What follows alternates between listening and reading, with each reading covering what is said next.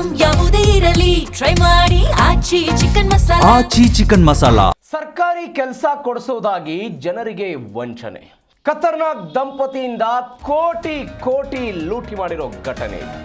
ಇದೀಗ ಸಿಸಿಬಿ ಪೊಲೀಸರಿಂದ ಗಂಡ ಮತ್ತು ಹೆಂಡತಿಯ ಬಂಧನ ಆಗಿದೆ. ಸರ್ಕಾರಿ ಕೆಲಸ ಕೊಡಿಸೋದಾಗಿ ಜನರಿಗೆ ವಂಚನೆ ಮಾಡಿರೋ ಘಟನೆ. ಖತರ್ನಾಕ್ ದಂಪತಿಯಿಂದ ಕೋಟಿ ಲೂಟಿ ಮಾಡಿರೋ ಘಟನೆ ಇದು. ಸಿಸಿಬಿ ಪೊಲೀಸರಿಂದ ಗಂಡ ಮತ್ತು ಹೆಂಡತಿಯ ಬಂಧನ. ಜೈಸನ್ ಡಿಸೋಜಾ ಲವಿನಾ ಬಂಧಿತ ಜೋಡಿ ಇದು. 10 ರಿಂದ 25 ಲಕ್ಷದವರೆಗೆ ಹಣವನ್ನ ಪಡೆದು ವಂಚನೆ ಮಾಡಲಾಗಿದೆ. 500ಕ್ಕೂ ಹೆಚ್ಚು ಜನರಿಗೆ ಉಂಡೆನಾಮ ಹಾಕಿರೋ ಘಟನೆ ಇದು. 10 ರಿಂದ 25 ಲಕ್ಷ ರೂಪಾಯಿವರೆಗೆ ಹಣವನ್ನ ಪಡೆದು ವಂಚನೆ ಮಾಡಿರೋದು. ನಿರುದ್ಯೋಗಿ ಮತ್ತು ಖಾಸಗಿ ಕಂಪನಿಯಲ್ಲಿ ಕೆಲಸ ಮಾಡ್ತಾ ಇದ್ದಂಥ ಅಮಾಯಕರು ಇವರ ಟಾರ್ಗೆಟ್ ಆಗಿದ್ರು. ಕೋರ್ಟ್ನಲ್ಲಿ ಡಿ ಗ್ರೂಪ್ ಕೆಲಸ ಕೊಡಿಸೋದಾಗಿ ಲಕ್ಷ ಹಣ ವಸೂಲಿ ಮಾಡೋದಂತೆ.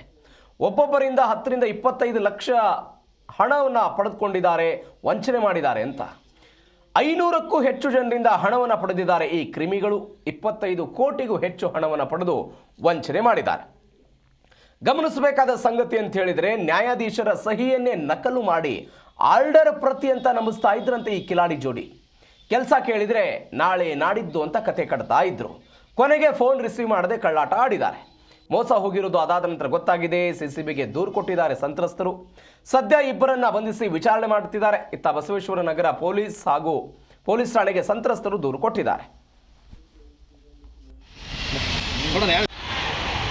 ಮೇಡಮ್, ಈಗ ನಿಮ್ಮ ಹತ್ರ ಯಾರು ದುಡ್ಡು ತಗೊಂಡ್ರು, ಏನಂತ ದುಡ್ಡು ತಗೊಂಡ್ರು, ಎಷ್ಟು ತಗೊಂಡ್ರು, ಜೊತೆಗೆ ಈಗ ಏನು ಹೇಳ್ತಾರೆ ಅಂತ ಹೇಳಿದ್ರು? ಸರ್, ಫಸ್ಟು ನಮ್ಮ ಹತ್ರ ದುಡ್ಡು ತಗೊಂಡಿದ್ದು ನಮಗೆ ಕಾಂಟ್ಯಾಕ್ಟಲ್ಲಿ ಇದ್ದಿದೆ ಮೂರ್ತಿ. ಅವ್ರು ಫಸ್ಟು ತಗೊಂಡಿದ್ದು ಹಿಂಗೆ ಗೌರ್ಮೆಂಟ್ ಜಾಬ್ ಕೋರ್ಟಲ್ಲಿ ಕೆಲಸ ಕೊಡಿಸ್ತೀವಿ ಅಂತ ಹೇಳಿ ತಗೊಂಡಿದ್ದು ಸರ್ ಅವರು.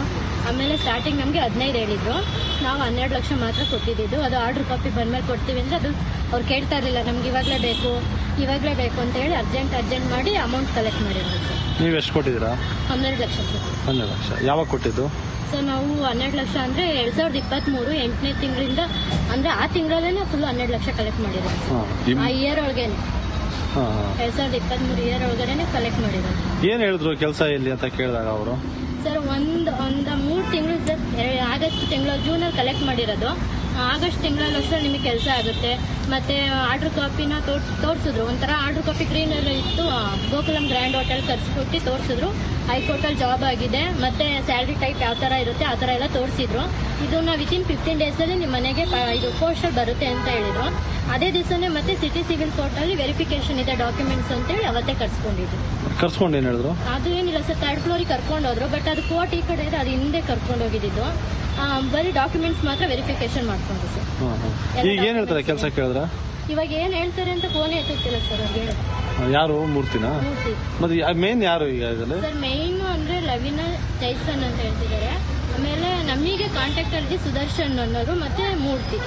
2023 ಇಂದ ಮೇ ಒಳಗೆ ಟೋಟಲ್ ನಂದು ಮತ್ತೆ ನಮ್ಮ ಬಾವನ್ನ ಅಣ್ಣನ ಮಗ ರಾಕೇಶ್ ಅಂತೇಳಿ, ಸೊ ಇಬ್ಬರಿಂದನೂ 26.5 ಲಕ್ಷ ತಗೊಂಡಿದ್ವಿ.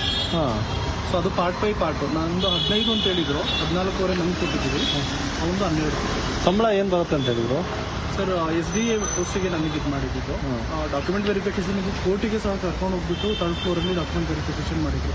ಸೊ ಇದು ಹೆಂಗೆ ಅಂದರೆ, ಈಗ ಸರ್ಕಾರದಿಂದ KPS ಇಂದ ಅಥವಾ ಬೇರೆ ಯಾವುದೇ ಅಪಾಯಿಂಟ್ಮೆಂಟ್ಗಳನ್ನು ಮಾಡದಲ್ಲೇ ಇರೋದ್ರಿಂದ ಜನಗಳು ಎಜುಕೇಷನ್ ತೊಗೊಂಡು ಹೊರಗಡೆ ಸರ್ಟಿಫಿಕೇಟ್ ತೊಗೊಂಡು ಬರ್ತಾ ಇದ್ದಾರೆ. ಸೊ ಎಂಪ್ಲಾಯ್ಮೆಂಟು ರಿಕ್ವೈರ್ಮೆಂಟ್ ಇದೆ.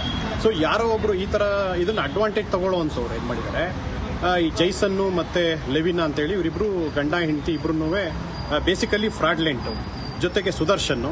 ಆಮೇಲೆ ಇವರಿಗೆ ಗೊತ್ತಿರ್ತಕ್ಕಂಥ ಆಯಾ